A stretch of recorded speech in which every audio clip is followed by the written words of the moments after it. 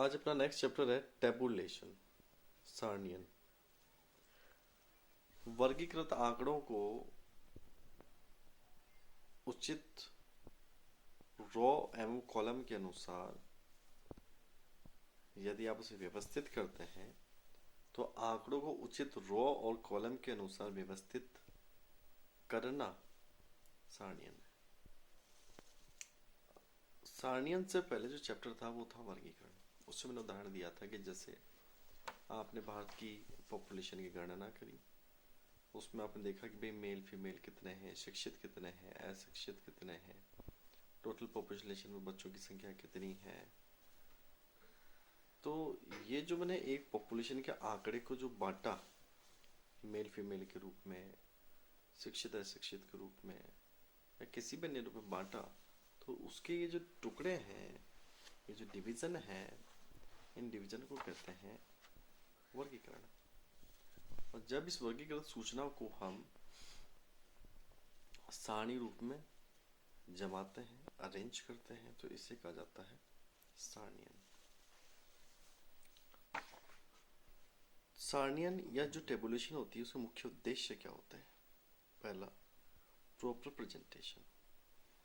सारणी को हम इस रूप तरीके से बनाएं या उस रूप में बनाएं कि उसका प्रॉपर प्रेजेंटेशन हो सके, हम उसे प्रॉपरली समझ सकें। इजी क्लैरिफिकेशन, सुस्पष्ट होनी चाहिए।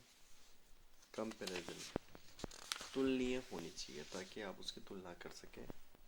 कंसाइज फॉर्म होना चाहिए, मतलब प्रॉपर उसकी साइज होनी चाहिए।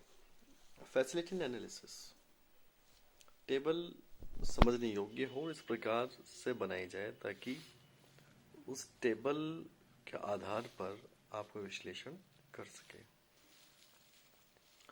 नेक्स्ट टॉपिक आता है difference between classification and tabulation, वर्गीकरण एवं सारणियन में अंतर।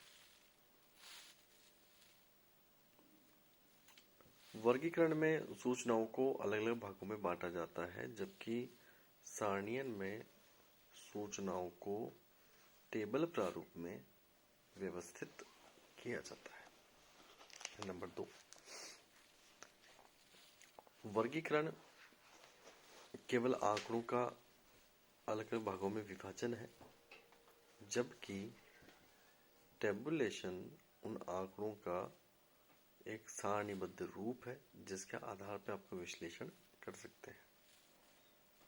वर्गीकरण एक पूर्व प्रतिक्रिया है, जबकि टेबुलेशन वर्गीकरण के पश्चात की क्रिया है या स्थिति है।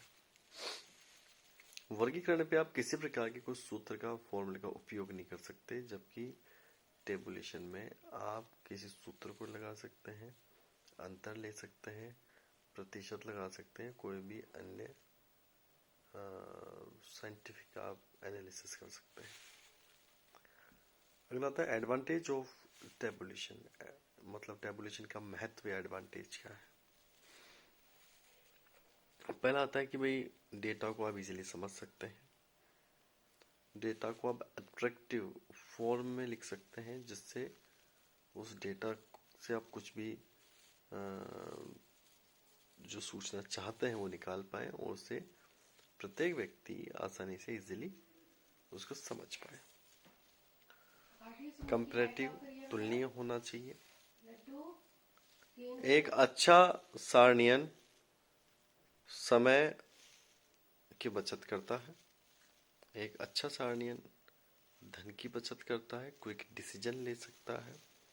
एक अच्छे सारणियन में प्रॉपर प्रेजेंटेशन होना चाहिए और इजी टू मेमोरी, आसानी से इजी टू मेमोरी इसकी होनी चाहिए। सारणियन की सीमाएं या दोष। सारणियन के कुछ लिमिटेशंस होती हैं। पहला, सारणियन में केवल न्यूमेरिकल फैक्ट्स को ही लिखा जाता है। ऐसी कोई भी फैक्ट या सूचना जिसे आप नंबर्स में कन्वर्ट कर सकते हैं, उसी को आप यूज कर सकते हैं। कई बार टेबल में रो और कॉलम अगर ज़्यादा बन जाते हैं तो वो कॉम्प्लेक्स हो जाती है, और उसका कॉम्प्लेक्स होना एक समस्या या उस टेबल की क्लिष्टता को पैदा करती है। इसके अलावा टेबुलेशन में सभी सूचनाओं का समावेश करना आवश्यक है। अगर बड़ी सूचनाएं हैं तो उन्हें कंसाइज करना कई बार मुश्किल हो जाता है। एक अच्छी सारणी के क्या गुण हो सकते हैं? पहला, अट्रैक्टिव, आकर्षक होनी चाहिए ताकि कोई भी चीज समझ सके। नंबर 2, प्रॉपर साइज, उचित उसमें कॉलम और रो होने चाहिए, स्तंभ और पंक्तियां होनी चाहिए, रो एंड कॉलम्स। कंपेरेबल, तुलनीय होनी चाहिए। जो भी टेबल बनाए वो आप उद्देश्य के अनुसार बनाएं ताकि उस पर आप कोई एक्सरसाइज कर सकें, कोई मेथड या फॉर्मूला लगा सकें। क्लैरिटी होनी चाहिए टेबल में। साइंटिफिक मेथड आप इस्तेमाल करें टेबल बनाने के लिए, ताकि जो आप उस टेबल से निकालना चाह रहे हैं, जो निष्कर्ष आप निकालना चाह रहे हैं, वो निष्कर्ष आप इजीली उसको निकाल पाए। Main parts of table, table के मेन पार्ट्स क्या है, मतलब मुख्य भाग क्या है। फिर आता है कि टेबल में नंबर एंड हेडिंग होनी चाहिए। सबसे ऊपर हेडिंग होनी चाहिए, अंदर सब हेडिंग होनी चाहिए, उचित रो होने चाहिए, उचित कॉलम होने चाहिए, उसमें रूलिंग और स्पेसिंग होनी चाहिए। आइटम्स को अरेंज करने का हमारे पास प्रॉपर तरीका होना चाहिए। फुट नोट्स होने चाहिए और सोर्स होना चाहिए।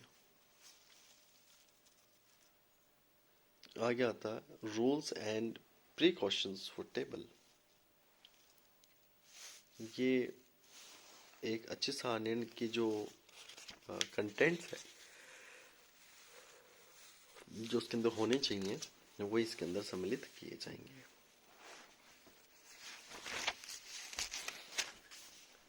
और नेक्स्ट आता है मेथड्स ऑफ टेबुलेशन। जो सारणी होते हैं, सारणी के मेथड्स हैं। टेबुलेशन बाय हैंड, आप टेबल हाथ से बना सकते हैं। और एक होती है मैकेनिकल टेबुलेशन, यांत्रिक सारणी। आप कंप्यूटर से, गणक विधि से भी आप टेबल फॉर्मेट बना सकते हैं। धन्यवाद।